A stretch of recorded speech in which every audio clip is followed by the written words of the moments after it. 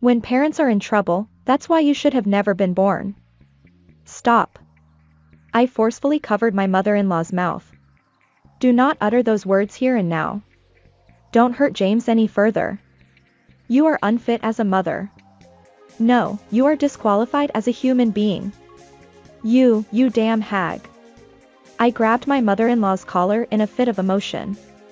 My name is Emily, and I work at a publishing company. I've been with my husband James for 25 years. Although we got married 5 years ago, we've known each other since we were in 2nd grade, sharing joys and sorrows as childhood friends. I met James at a park near my parents' house. I've always been active, and while other girls were engrossed in playing house or make-believe, I often went to the park to play hide-and-seek or tag with the local boys. During such times, I encountered my future husband when he was just 8 years old. On that day, I headed to the park alone, looking for someone to play with. There he was, sitting on the swing in the empty park, my future husband. "Hey, why aren't you playing?" I asked, but he remained silent. "Hey, can you hear me?" I grabbed his shoulder and shook him roughly. "I can hear you." Ouch. Stop it. What? You can hear me. Sorry. Hey, are you free? Yeah. Ever caught a cicada? No. Well, I have. Let me teach you. I don't want to. Dragging my reluctant future husband along, I forced him to join me in catching cicadas. From time to time, he was seen in the park and I persistently called out to him. At first, he was reluctant, but they gradually became friends. Being still quite young, I failed to notice the circumstances he was in, and I would ask him direct and challenging questions. "Hey, why are you always alone? Do you have siblings?" "Yeah, I have an older sister." "Lucky you.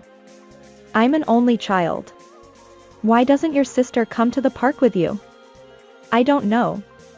"Don't you play with friends?" "You're always alone." "You're alone too." "Oh, right. We're both alone." At that time, I was carefree and laughing, not realizing how tactless my remarks were.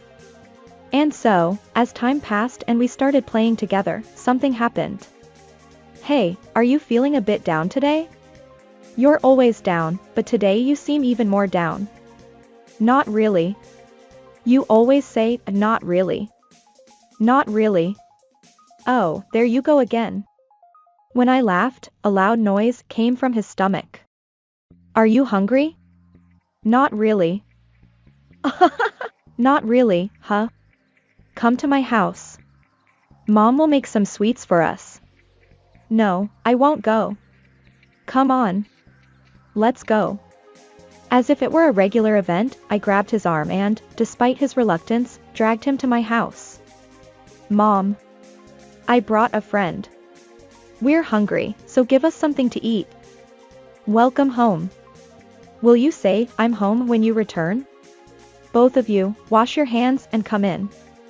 As we washed our hands, the delightful smell of cookies filled the air. When James and I took our seats, my mother offered us homemade cookies. "Here you go. And what's your name?" "I'm Emily's mother." "Nice to meet you."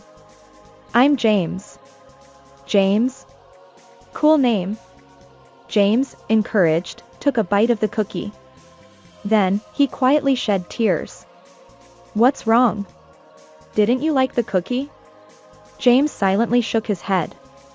Seeing him like that, my mother said, "Feel free to come by any time," and James just nodded. When James left, my mother said to me, "Bring James over again tomorrow. Let's have an early dinner together." At that time, I didn't understand the meaning behind my mother's words. I learned about James's circumstances when I entered junior high. Although we attended different elementary schools, we ended up in the same junior high. We had talked about how exciting the entrance ceremony would be, but James had a somewhat uneasy expression. On the day of the entrance ceremony, I was shocked when I saw James. While everyone else wore brand new uniforms, James's uniform clearly looked worn out, and the hem was frayed.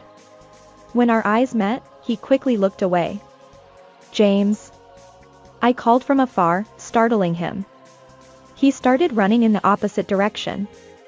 However, there was no way he could outrun me, and I caught up with him in no time. I firmly grabbed his shoulder. "Why are you running away?" "I'm not running away." "But you knew I was calling you, right?"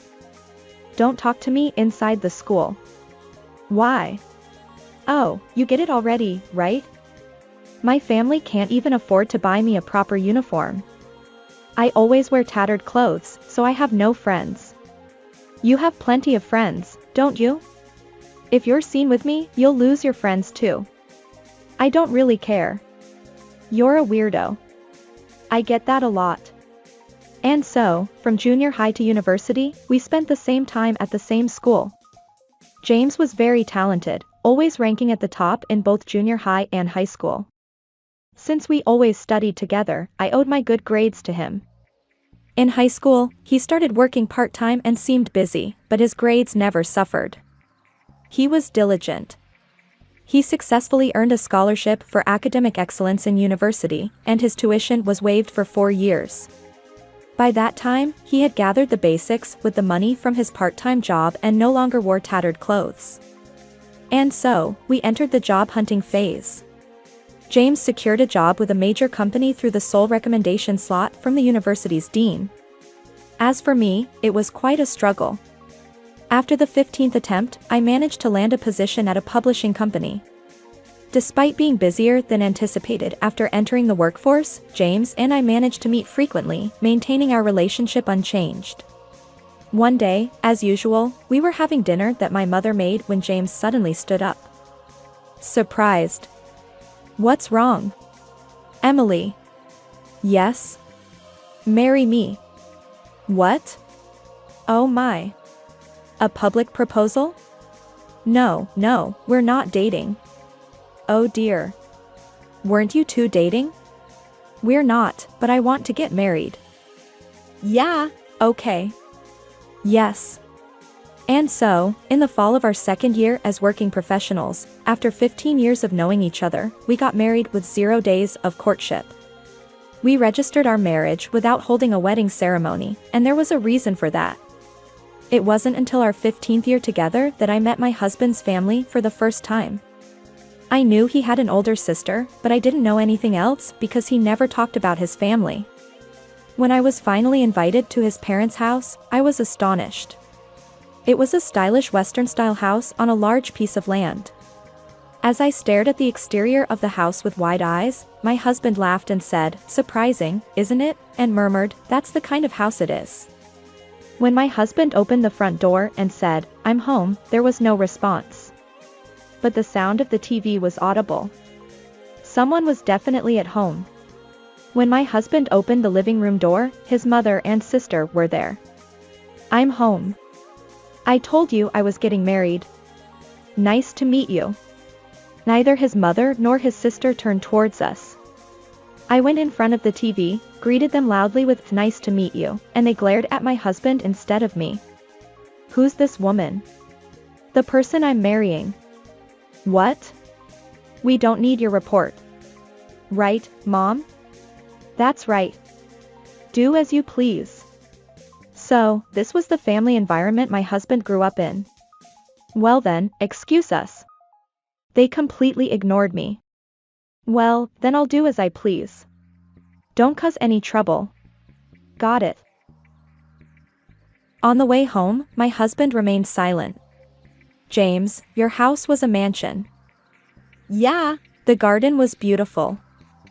"Yeah." "James, your family was mean." "You're not supposed to say things like that about someone else's family. You know that, right?" My husband burst into laughter. "That's a relief." He's laughing. "I see, I'm sorry." "No, it's fine. It's the truth." After that, my husband talked to me about his family. When he was in the 1st grade, his parents divorced, and his father left the house. After that, his mother's attitude towards him changed abruptly. He was constantly told by his mother, "I don't want to see your face. You look just like him." Only his sister, who resembled their mother, received affection. It was a cruel story, especially considering that children are innocent. That's why I felt unwanted. I see. Then I'm glad I got you. Thank you for getting me. My husband smiled with a very gentle expression. Despite the terrible attitude from his family, my husband seemed somewhat relieved. And so, after registering our marriage, we started living in my parents' house. We began looking for land to build a new house. After about 6 months, we found suitable land, purchased it, and entered into a contract with a housing company to build our new home. However, in the 3rd year after the completion of the house, my husband was assigned to work overseas. His assignment would last for 3 years. We would have to live apart for those 3 years. Although it was lonely, he would come back after 3 years. I threw myself into work. Every day, we never failed to exchange emails and phone calls. Gradually, we became accustomed to this lifestyle, and before we knew it, 2 years had passed. Today is the day my husband returns temporarily after 6 months. I geared up from the morning and prepared dinner. In the evening, the intercom rang. James is back. Welcome home. I energetically opened the door. Huh? It wasn't my husband. My mother-in-law and sister-in-law, whom I had almost forgotten, were standing there. Get out of the way. What? If you're standing there, we can't come in, can we? No. I have no intention of letting you in. As I tried to close the door, the two grabbed it tightly. It was a losing battle against the two of them. Failed to close the door. Let us in. No. Aren't you my daughter-in-law? No, I'm not. Move aside quickly. The sister-in-law tried to grab me. What the hell are you doing? Stop it. My husband, who had returned by taxi, pushed the sister-in-law aside. James. Aren't you supposed to protect your big sister in a situation like this? I'm protecting my wife, of course. Since they said to let them in, I refused. I don't want them here. From today, we'll be living here, so the two of you should leave. Huh? Really, what? Both my husband and I were equally dumbfounded. Understood? Now move out of the way. No, I don't get it. My husband and I, working together, prevented their intrusion. We're about to lose our dwelling. In times of trouble, family members should help each other. According to my mother-in-law, my husband's childhood home was originally built on leased land, and the contract was ending this year. Faced with the prospect of losing their residence, they came to our house without notice. Since you're our family, just obey us quietly. That's right. Who do you think raised you all this time? James? Are you okay? No, it might not be okay. Then my husband exploded in anger. Family. Who? My family is Emily and Emily's parents. You two are not family. I may have memories of being abused by you, but there is not a single memory of kindness. When I got married, I told you not to cause trouble, right? Now you're causing trouble for us, the couple. Leave. Yeah, that's right. It's really annoying. Please leave. How dare you speak so insolently as my daughter-in-law? Emily is not your family. I became Emily's husband by changing my last name. What? I changed my last name, so don't consider yourselves as my family anymore. Don't come here again. When parents are in trouble. That's why I said you shouldn't be born. Stop. I forcefully covered my mother-in-law's mouth. Don't say those words here right now. Don't hurt James any more than this. You are disqualified as a mother. No, you're disqualified as a human being. You awful woman. I grabbed my mother-in-law's collar emotionally. She was coughing violently, but I felt no guilt at all. We immediately closed and locked the door. Sorry, I got a bit heated. Yeah, it was cool. Really? Yeah, it was like a knight in shining armor or Superman. Superman, huh? We burst into laughter at the entrance. Emily is definitely in love with me. Yeah, maybe I've liked you since we first met? No, that's not it. You treated me like a servant. Ah, I see. It's a joke that you're in love with me. I'm the one in love with Emily. Oh. Looking at my husband's face, he was blushing. Well, that's understandable. It's the first time I've heard that in over 20 years of our relationship. Hey, when did you start liking me? Maybe during the entrance ceremony in middle school. When you grabbed me with such strength, I thought, wow, this person is brave. Oh, I see. No. But the entrance ceremony in middle school is true. You called me James from a distance without caring about my tattered uniform, and you ran up to me. That was when. Wait, aren't there still 2 people outside? We checked the intercom, and the 2 had disappeared.